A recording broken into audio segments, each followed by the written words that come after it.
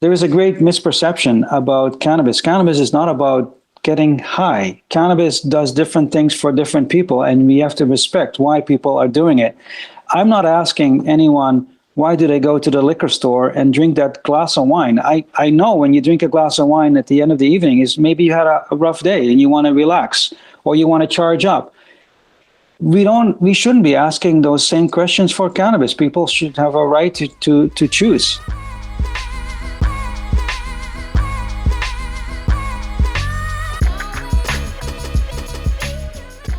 Carpe Drop'em. Arjen Melis, co-founder and president of Djot, is no stranger to getting product to market. Now he's focusing on innovating the cannabis beverage space by creating a product that enables considered consumption for consumers and pairs their individual needs with the drinks they already know and love. Hello and welcome to the latest edition of The Lobsterpot. I'm Dave Barton and here is my co-host and co-founder, Jamie Bunthron. How you doing today, Jamie? You all right? Yeah, all good. Very happy to have you back after your holiday breaks. Nice to see you again. Well, that's very kind of you to say. I'm quite glad to be back. I mean, it's all very well being camping, but it is, as they say, intense. I'm going to leave that crap dad joke right out there and move swiftly on to our guest today, who's Arjen Melis, who's the co-founder and president of Toronto-based Djot. So nice to have you on the show, Arjen. How's things? Good. How are you, gentlemen? Thanks for having me. Not at all. It's good to see you. So you're based in Canada and you have got one of the, biggest legal markets in the world right now. But what you're doing is different. And so tell us a little bit about yourself and what you're doing at Djot. And we're going to take it from there because, again, what you're doing is quite innovative. And, we see there's a lot of innovation in cannabis happening sort of slowly but surely. But this is quite unique what you're doing. Yeah, sure. Let me try and explain it. I'll start briefly with my background. My background is mostly packaged goods. I worked for Procter & Gamble straight out of university. I worked across many different geographies, launched quite a few products. But always, as P&G does, you look for the consumer need and you look for a way of doing it in a much smarter, differentiated way that creates loyalty and really delivers on the experience that the consumer is seeking. So I spent 30 years in various roles, and I met my partner, co-founder, who wanted to start up something in the cannabis space. And I had been looking at cannabis, thinking about, wow, this is a white space. It is really hard. If you're a new consumer, it's really hard to figure out how you enter that space because you've heard so much about, how you shouldn't be using it and some of the pitfalls, whether that be dosing or smoking. So we said, listen, there's got to be a better way to crack this nut. And we thought beverages would be a really easy way for people to access and gain entry into the cannabis space. So with that in mind, I know you're going to ask me, what's the next question, right? How do you do it, right? So we originally wanted to start with a beverage, but quickly as we thought through the model, and I do have some experience with beverages. The challenge, of course, is when you look for what's the flavor of the drink, what's the effect, what's the potency that you're trying to deliver, it's a really complex task if you are a manufacturer of these beverages. So how do you provide a wider range of choice for the consumer to choose? So after studying the market and also looking at the cost, like the cost for a beverage, cannabis-infused beverage is really high, we thought, hey, what if we could deliver the cannabis at the very last minute? And what we did is we pivoted to doing a concentrate delivered through a unique dispenser. So we actually invented this dispenser from scratch. It contains a pod, and the pod contains liquid cannabis oil. So what we can do is we fill these, our business is in the hardware business. We sell the dispenser, we sell empty pods, and we reach out to manufacturers of cannabis brands to make their brand available on what we call a different platform. And this platform is what we call drink drops. And what you can do with our product is once you fill this, it's really easy for a manufacturer to do. They would fill it with the same equipment that they use to fill vaping pens. They fill the liquid. This is water-soluble cannabis oil, so it has a fairly quick onset. You insert it, and then you push a button. And what you then see is you see a screen that asks you to select the dose. So we know that people don't want to smoke, they don't want to inhale, and they want to control and personalize their dosing. So I think as now set at 2 milligrams, I take my beverage. Did you guys see that? I can do it again. So just a quick drop into your drink. A quick drop. I have 2 milligrams. I can actually connect with a Bluetooth. I connect to my app, and actually I can track and monitor. This is all super easy to manage. We set the legal limits according to every country's legal limits. So in Canada, it's 10 milligram, but we can do the CBD as well. And ultimately, with this device, we can also take it to vitamins, supplements. We can take it to psychedelics, anything that is a liquid concentrate. This can deliver in very discrete amounts. Ultimately, you can see caregivers being able to connect with their loved ones to see if the medication has actually been dispensed for the day. You can connect ultimately with a doctor, where a doctor might say, listen, I want you to take a higher dose, and the doctor might remotely be able to change that. Now, these are future possibilities. We're going into the cannabis space first, and then ultimately we can expand. But we're getting a really good response. But I'll just pause because I know you guys have lots of questions. No. It's a really cool thing. And I think, again, seeing, as you've sort of mentioned, there's the kind of, you can see it working in both medical and kind of recreational environments, and, whether it be someone who, and I think, again, as we kind of talked about when we had our first conversation, the idea of being able to do something that gives people not just control over what they're doing in terms of the sort of, the dosage they want to have, but gives them different alternatives to smoking or, vaping or whatever, and it just puts control back in their hands. And I think that seems to be at the heart of what consumers want for a lot of different products and things like that. They want choice, they want more accessibility.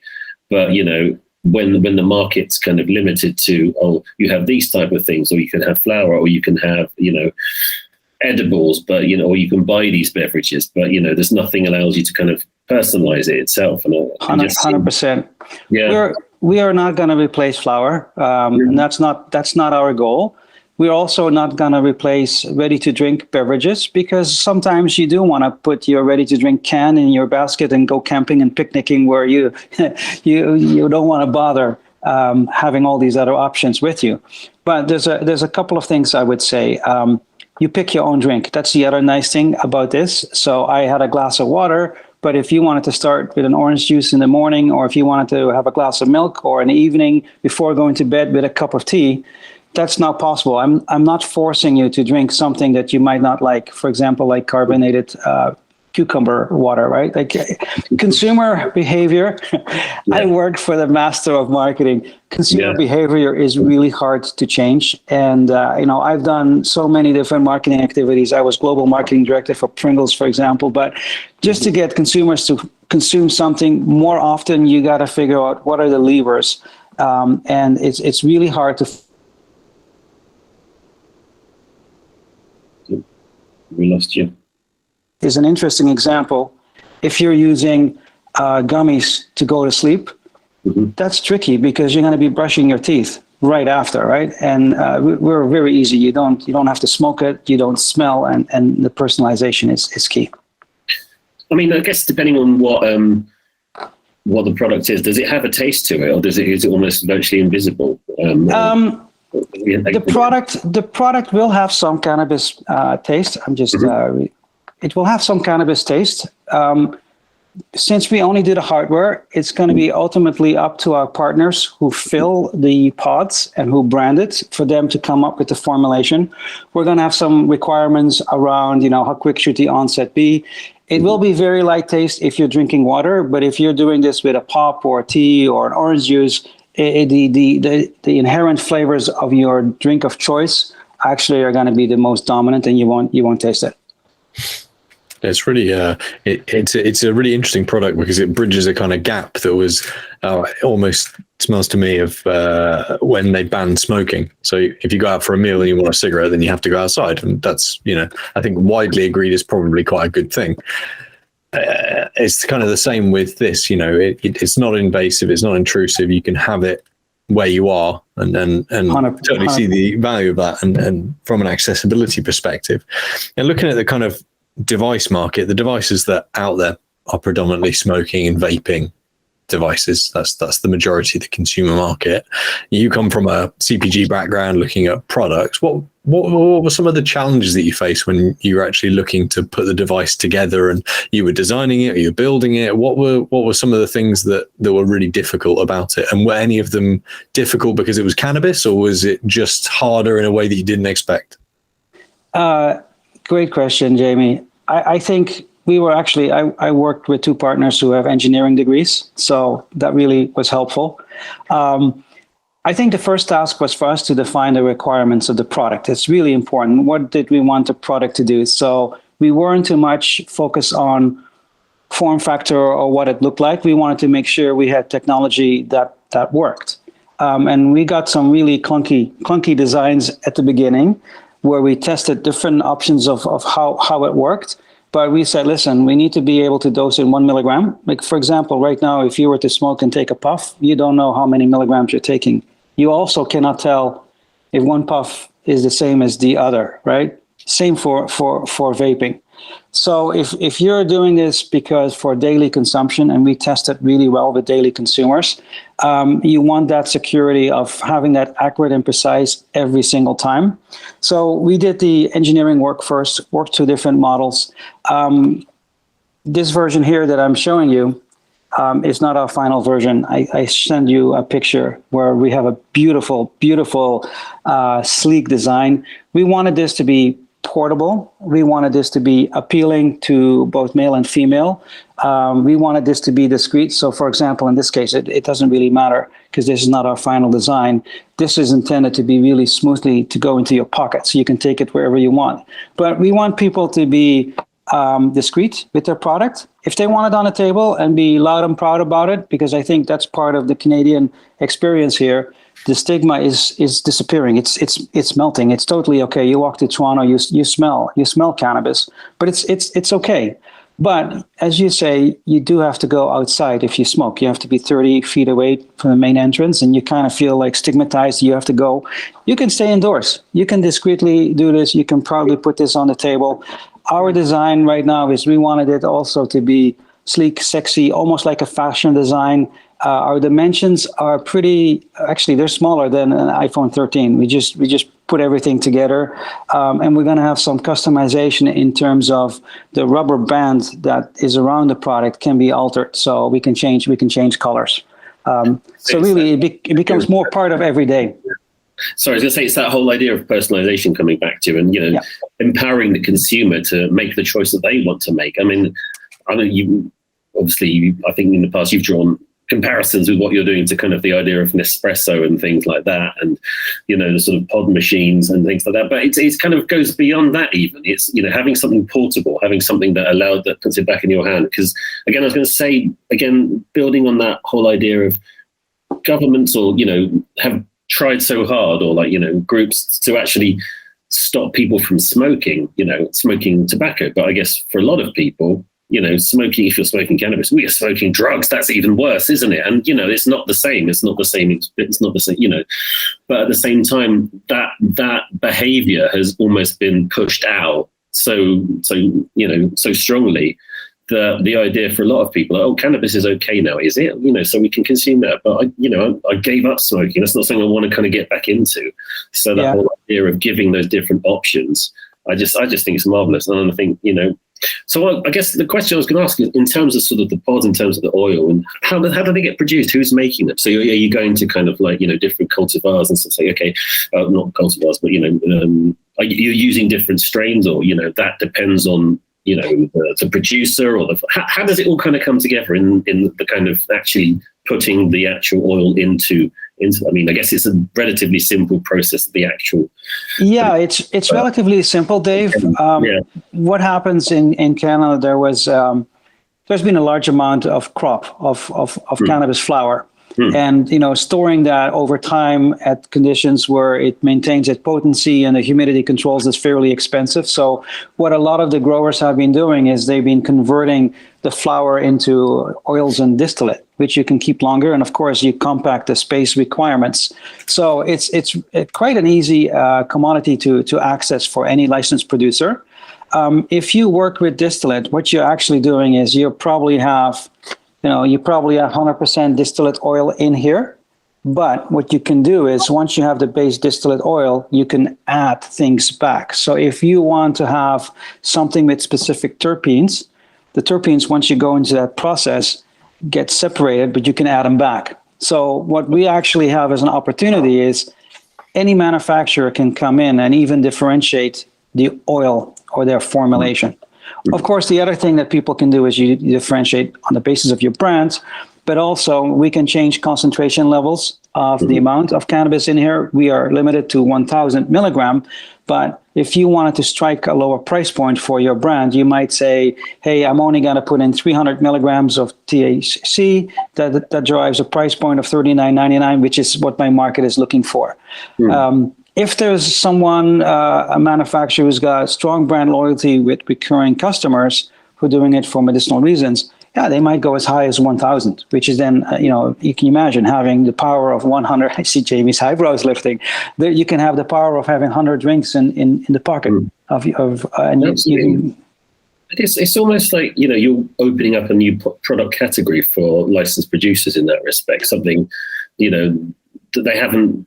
I mean, again, they wouldn't say that oils and tinctures and all that sort of stuff does exist. I mean, obviously it does, but being able to kind of package it and put it in a format that, allows them to play with, different formulas and flavors and terpenes and different, concentrations. I mean, that's got to be quite liberal. I mean, what's been their response? I mean, have you spoken to many at the moment that you can talk about? We have been talking to Canadian licensed producers and U.S. multi-state operators. They have to make choices. We're fairly new product, so of course they're going to say, well, what evidence, what data do you have? So once we go through the sequence of data, we say, well, being from Procter & Gamble, we've done consumer testing on it. What was really interesting, I thought this would be a great entry point for new users. What was really surprising to us, daily consumers loved us the most. And it kind of makes sense. And within daily consumers, we also know there were smokers within that group, because if you're doing this for medicinal, maybe what I would call the broader health and wellness reasons, this is a super easy way to actually consume cannabis. We also did in-store testing. That's also a really important question, where we did a fake product launch. Of course, we weren't selling anything, but we talked to consumers coming in. The smokers would go one way, but those that did buy an edible before or a beverage, they stopped. We were able to convert 80% of the consumers that we stopped and talked to, which was incredible. 80% of those wanted to have beverage drops. That data is very important to licensed producers because it shows consumer interest. The other thing that they're asking for is, hey, how easy is this to copy? If I was to put this in your product line, can this be copied? We got patents from the U.S. Patent Office in July. It covers 25 different claims, of which 5 are software claims. So it's a really big accomplishment. But again, for licensed producers, it means we have a protected space where they can market and invest. So we have a couple of letters of intent where people want to expand. They're all being a bit careful in terms of tipping their hand as to, I don't want to tell I'm going, but ultimately what we see is an ecosystem with multiple brands. When a consumer buys the dispenser, and the dispenser is going to be quite cheap. That was really important in our research. This will retail for under $50 for a one-time purchase. 50 Canadian dollars. Yeah, 50 Canadian or 40. It depends on the market. Yeah. But again, it's relatively cheap, and you save a lot of money, because if you were to compare this to ready to drink, it's 80% cheaper on a per drink basis, right? So it's actually quite affordable. So we hope to be going to market in March of next year. We're wrapping up our funding round. You saw, I send you the photos of the new design. So we hired the industrial designer just to do the final touches on it, because we really want the user experience to be really good. The other thing is the screen will be much bigger than the tiny screen that you see here. But this was more about testing functionally that everything works. So yeah, hopefully we can announce something fairly soon. Yeah, very good.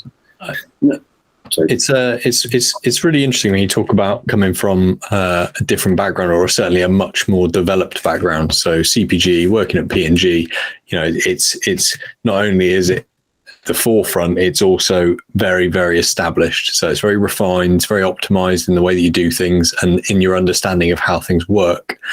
How different is it operating in cannabis as opposed to what is quite, I would say, probably quite laid out, not necessarily formulaic, because of course it needs creative people and people with insight and ideas, but certainly that there isn't there isn't as many set paths for you to take with a new product when you're going to market.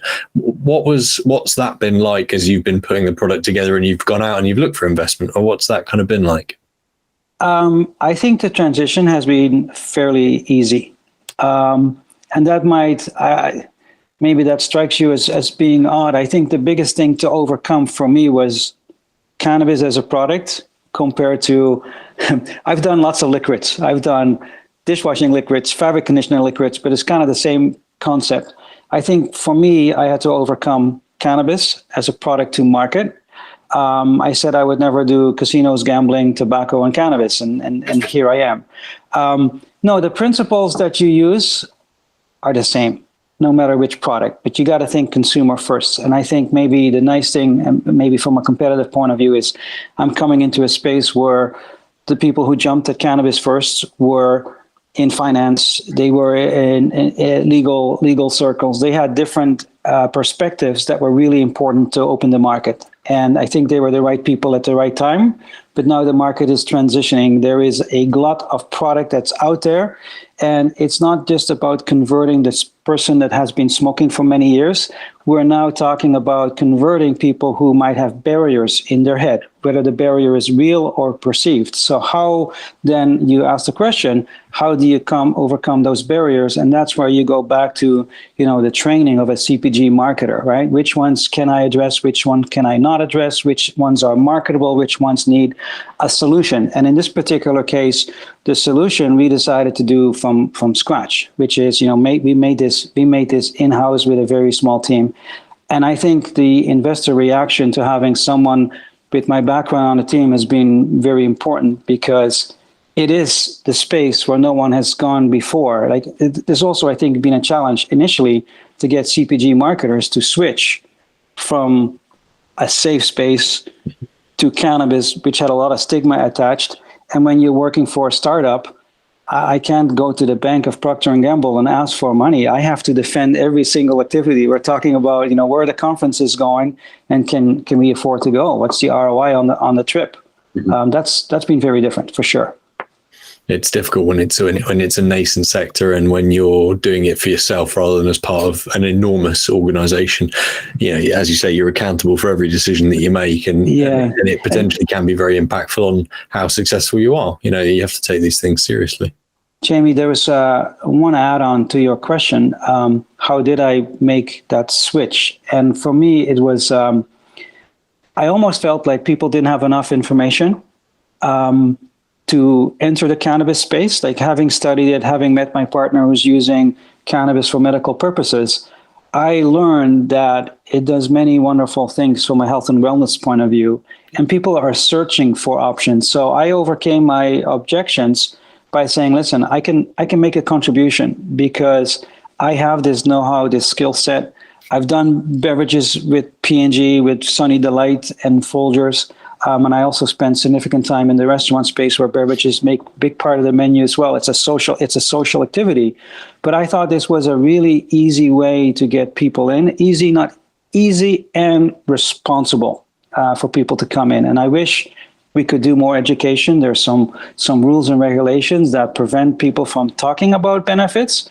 But when we talk to budtenders, they get it. They say, yeah, we had some lady in store saying, I'm buying this for my grandma because she will consume it this way. She will not consume it the other way, and she will not have a gummy.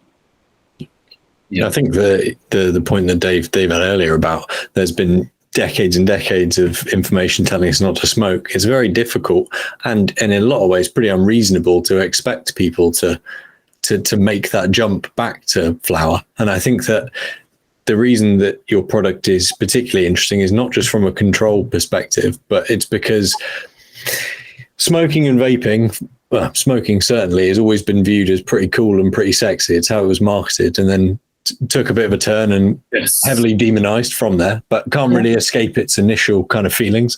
And things like tinctures and oils, putting a drop under your tongue is not very cool, for want of a better word. It just sort of isn't. And I think a lot of it's not very appealing to people because they're thinking, well, this doesn't really fit with the idea of consuming cannabis, because consuming cannabis is sitting in a smoke-filled room and getting stoned. And if that's what you're looking for, oils are quite distinct from that. Whereas I think this separates itself almost into, as you say, a wellness space and into a control space and into an empowered space where you're making decisions for yourself. But kind of appeal as well. Sorry, I was going to say, it has that appeal to the recreational user as well, in that you can, like you say, I always see this distinction. I don't know what your take on this is, Arjen, but there's almost kind of like, it certainly feels that way here in the UK, where we've got a medical market, but, recreational is still illegal. But again, they feel like two very different things. To sort of say cannabis is medicine, it feels like that's a big, against the kind of illegal recreational market. Those two things, there's no kind of middle ground. It's like, you're either doing it for medicine or you're doing it because you want to get high. Opinions aside, in terms of the fact that they pretty much can and are the same thing in many respects, again, talking personally, but that whole idea of, there's nothing that kind of meets both criteria, when something like that you've come up with, very much seems to sit across both. You have that precision for the medication you want, plus you have the ability to choose and infuse. 100%. I just want to pull this up here for a second. The name Djot was specifically chosen for the very reason that consuming cannabis for people, everyone has their own different reason for consuming. So Djot could mean whatever you want it to mean. If you want to Djot because you want to relax, you're Djotting. If you're doing it for relaxation or to be alert, you Djot. It's whatever you need from a health and wellness point of view that you can then consume discreetly. It's a real. I find the debate on medical versus recreational very interesting, and I really noticed it when I was in Berlin at the conference there. There is a great misperception about cannabis. Cannabis is not about getting high. Cannabis does different things for different people, and we have to respect why people are doing it. I'm not asking anyone, why do they go to the liquor store and drink that glass of wine? I know when you drink a glass of wine at the end of the evening is maybe you had a rough day and you want to relax or you want to charge up.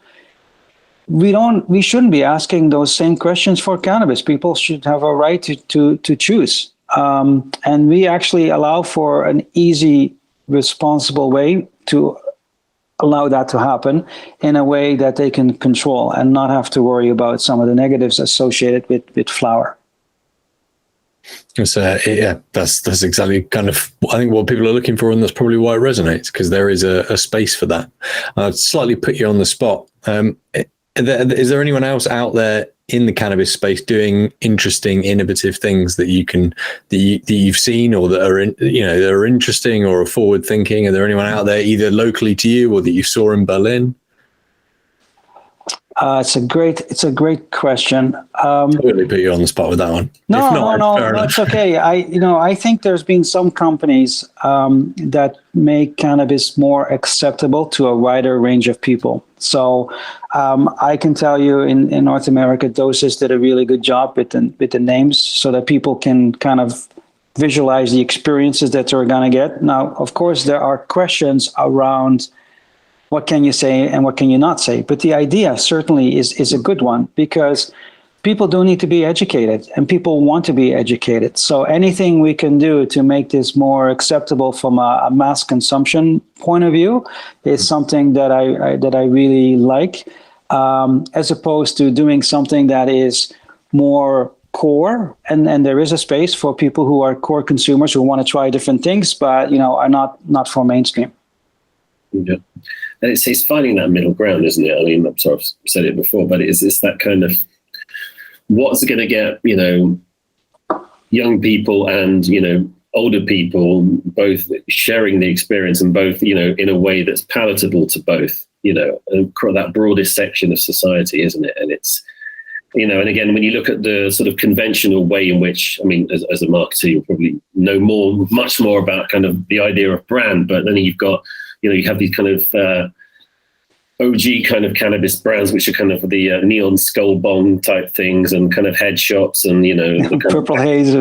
Yeah, absolutely. And then you've kind of got, when you look at the kind of high end kind of cosmetics, which, or you've got this, kind of infused CBD stuff, which is very much this kind of, Zen wellness type of vibe. And, you've got these such broad kind of ways of appealing to different demographics, and it seems very deliberate, what a lot of companies are positioning themselves, but there's nothing that really kind of fits across all categories or all kind of, not categories, but all demographics in a way. I just find that an interesting challenge as well. Yeah, and we try to be mainstream right from the onset, not to be intimidating, young and old. Certainly, if you were to do branding, you can accomplish that. Like, for example, this has got our names on it, but you could pick any brand name, whether you want to go after boomers or whether you want to go after the young consumer target coming in. You can cater to all of them, right? But we make it available as the provider of the hardware. We have created a new platform, and I don't know, and there's a social aspect of having a cigarette or a joint in your hands, but there's also a social aspect of being able to put in the beverage and share it and sit around with people around the table and enjoy and chill the way you want to chill. So you're talking to two Brits, and I know you're originally from the Netherlands, where beer drinking is just a huge part of social culture, 100%. And, if I'm honest, I'd much rather, enjoy some cannabis rather than, pint after pint of, lukewarm lager. It's an easy choice. Absolutely. I think what you said there about getting involved in beverages, and what it does is, because it's not just accessible, because the best way to get someone to do something is through personal or recommendation or through word of mouth, right? All of the greatest what advertisers hate is all the greatest advertising in the world isn't as good as what your best friend tells you is a good idea. You're likely to trust those people closest to you. If someone is sat around and you're a bit adverse to smoking, and you can just carry on and you can have a Coke with your friends like you're going to anywhere, and you could have some level of interaction with cannabis that you wouldn't otherwise feel you could, then that just completely levels a barrier to entry for so many consumers as a result of making it socially acceptable and through the recommendation of friends. 100%. Yeah, it's Dave and I are definitely sold. That's what we're saying. Yeah, absolutely. Definitely. Just kind of thinking about, as you kind of expand internationally, and you're dealing with different levels of legality in terms of cannabis, I suppose you still almost bridge that gap by sort of saying, well, you can use CBD oil, you can use vitamins, you can use you can infuse these cartridges or whatever the heck you want, as long as it's legal in your jurisdiction. So there's a broader way of kind of embedding it in the culture. I've spoken to people about kind of vaping as well. And I think there's sort of a similar sort of things, like, people vaping oils and things like that. But then, as myself as a medical cannabis user, I use a sort of packs, I use, but people have never seen like, dry herb vaporizers and things like that. So again, you think things like that, there's a kind of bit of innovation there. But again, people are still kind of hesitant because they don't understand what that is. They know what vaping is, but they're used to using these e-liquids and things like that. And it becomes a whole different phenomenon almost. And it's like, well, how do you drive awareness and create new, devices that accommodate, both tobacco and, flour potentially and things like that. And again, that innovation curve. And, I guess it's the whole thing that you have early adopters, you've got to kind of bridge that innovation gap. And then but it's, do you feel like there's those sort of challenges are still ahead of you to some extent, or as you kind of expand internationally? I tell you our experience from Berlin. We had a couple of people come up to us who said, "Listen, this will be great for our country. We want to use your device to enter medical first," because they thought, "Listen," and we're proponent for broad applications. But they thought, hey, listen, you are safe. If we can get you going on a medical point of view, certainly the regulators should be allowing it for much broader application. We can do all kinds of things with passport settings. If you connect it through your phone, we can do lockouts, right? It is super, super safe, but you can apply depending on what every government wants to do, and some are more risk reverse than others. This device can be adapted for that. So the reaction was very positive, but we know 10% of the market, if you give consumers choice. In Canada, probably 5 to 10% is for medical consumption. We know that if you're a medical consumer and you know the strain and percentages of whatever you like, rather than getting a prescription and locking yourself in with a particular pharmacy, people now have the choice to walk into any dispensary of their choice. They can shop around, try different things. They're not locked in. So once the market opens up, medical patients in Canada, the number of people that are registered as a medical patient is actually dropping, because once they know what works for them, they don't need the prescription, and they can freely choose wherever they would like to go. That's an interesting thing, just to think about how companies, I suppose, will differentiate their own brands with oils or with whatever it is that they put into a Djot. In flower, you have kind of two distinct areas. You have medical, where it's all very cleverly and sensibly labeled and everything is really well laid out. And then you have the other side, which is, as Dave kind of alluded to, is the OG. You know, you got your Gorilla Glue and your Ghost Train Haze and everything like that. That's a good question, hopefully, from your perspective as a marketer. How do you go about differentiating oil? Because that almost doesn't have the history, or isolates, that doesn't have the history that flower does and that strains do. How do you think people who want to put their product in yours can go about saying, you know, this is the best oil? How can they go about doing that, do you think? I think that's the opportunity, and some clever LPs, we're going to have to figure it out. But if you think about wines as being grape juice, where, you know, what kind of grape juice is in the bottle of wine and where does it come from? Where is it grown? You can, the world's your oyster in terms of what you want to do. I think it's going to start very basic, because at the end of the day, the value equation needs to be there in order for people to get started. It's probably going to be very basic. And then once the party has started and the base has expanded, there will be the room for the premium products, I think, right?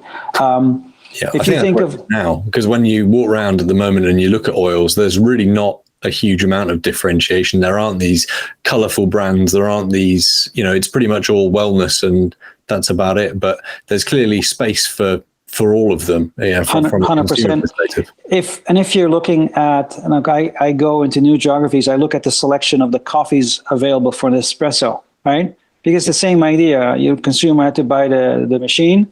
And then it started out with pretty basic, but now you can do all these lattes and cappuccinos with different levels of foam. That will come, but the base needs to come first. And I really would encourage anyone to innovate, because they certainly can.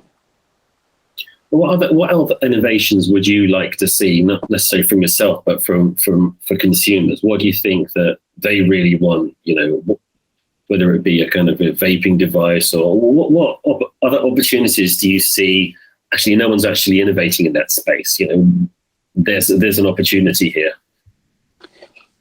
I separate innovation in two parts, or maybe even three parts. I think there is innovation around product, the actual cannabis. Then there are the devices that go with it. And then I think the third part is how you communicate and market and get people to use it. I think in my mind, I would rather, and this is more difficult because you're limited to what you can do, right? But how can you change consumer perceptions around consuming cannabis? How can you take away barriers? How can you make the total experience? Like, if you think about deciding that your cannabis might be something that's good for you, like a key thing that I always get asked is, hey, I hear cannabis is good for sleeping. What do you recommend? Well, you go to a store and you should talk to a bud tender. So then all of a sudden I'm thinking, what can happen differently at store level. So certainly for our product, we see something very different. When you walk into a cannabis store, there should be a beverage section on the wall with all the products displayed, not just what's in the cooler, but the wall should be neatly organized in terms of usage occasions within beverages. So that all of a sudden gives you a roadmap to think about what's good for what occasion. But that's all about retail shopping and thinking about how the consumer makes the purchase decisions, because I think there can be a lot done in store to really enhance and make that easier and make the consumer more comfortable to make a good choice. No, absolutely. I mean, I was listening to a podcast. I think it was, can't remember, the NFL player. Jamie, you'll get me for Ricky Williams. Yes, that's it.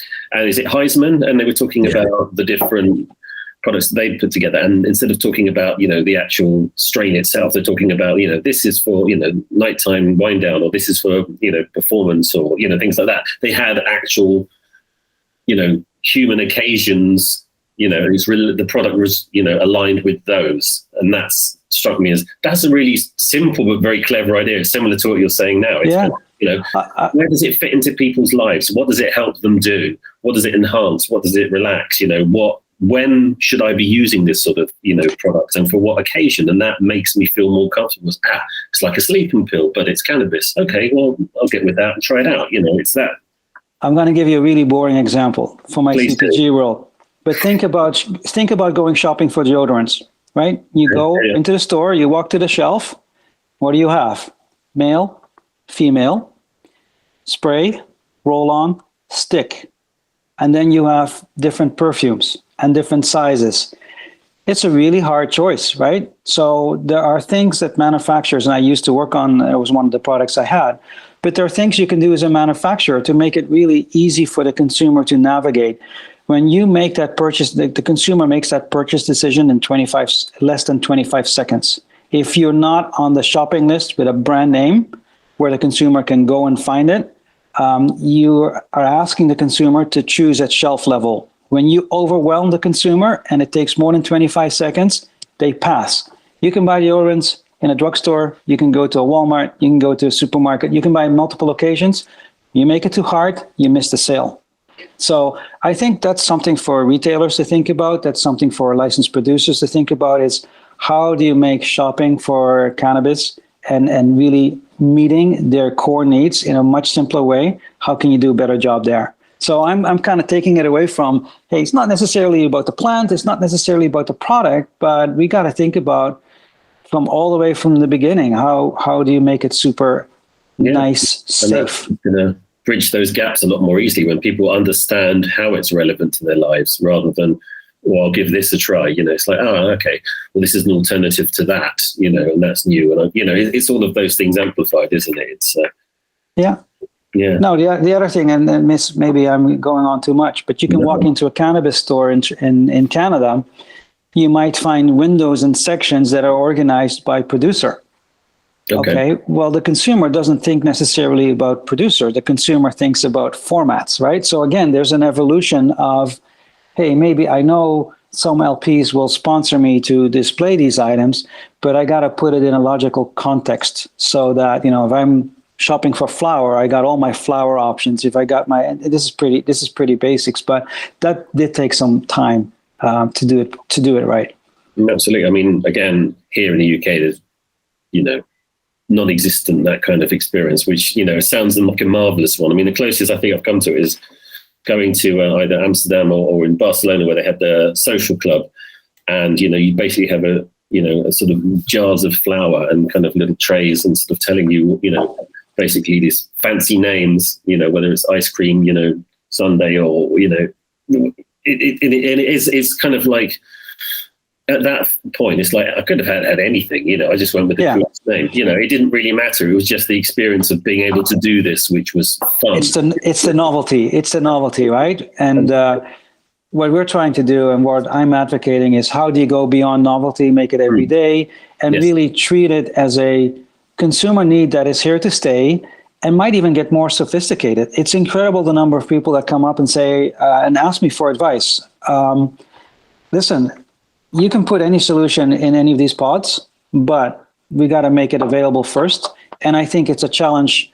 It's a challenge for the manufacturers, and also the way the system is set up in Canada. But listen, things can change, right? And I think people do want to change things, and I believe things will change. Absolutely. No, that's some really, really good stuff. No, thank you so much for joining us, Arjen. No, best of luck with Djot. And you say you think you're going to be launching sort of early next year? Yeah, we're aiming for March. We're a little bit funding dependent. We have a little bit of room left. We actually raised the majority of our money from a technology fund, Draper Cygnus. So they really believed in the technology and that it can go to different places. So hey, we got 25% left. If anyone's watching and says, hey, Djot's interesting, have them contact me. March. Very good. No, best of luck with it all, and we look forward to speaking with you again and seeing how you progress. So thanks again. So thank you, Dave. Thank you, Jamie. Really appreciate being on your show.